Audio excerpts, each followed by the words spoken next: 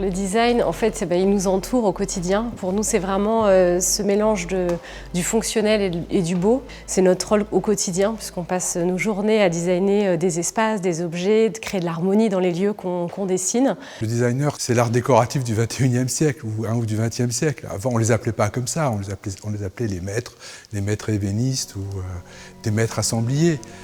C'est le nom qui a changé, mais nous, on a toujours fait en fait ce qui était à la mode. Et on s'est toujours adapté au mode des designers ou de l'art décoratif. On a beaucoup collaboré avec les compagnons sur place qui nous ont permis d'améliorer le design des pièces que l'on a développées avec eux, et tant d'un point de vue de l'ébénisterie que de la tapisserie.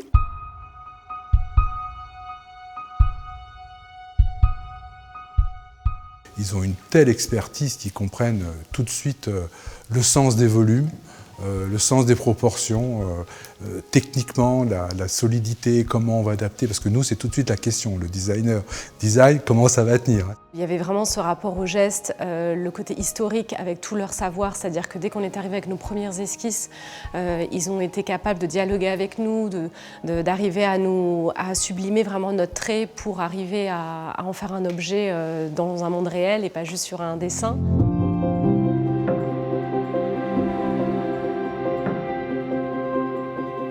Le canapé qui a été dessiné, c'est une évolution du canapé Corbeil Louis XV.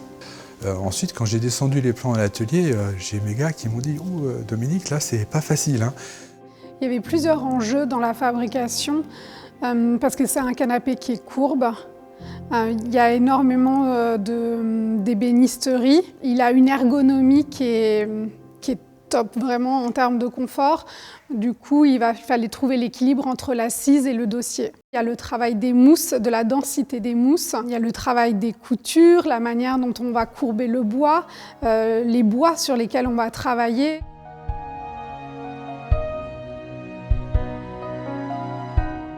À l'export, on vend les arts décoratifs français 17e, 18e, un petit peu 19e. Et en France, ce sera que du design, designé par les designers. Globalement, dans le monde entier, le designer français a une très très belle aura. On aime son élégance, on aime son esthétisme, on aime sa simplicité des lignes. Et après, derrière, quand vous avez l'élégance à la française plus le savoir-faire à la française, c'est le Graal.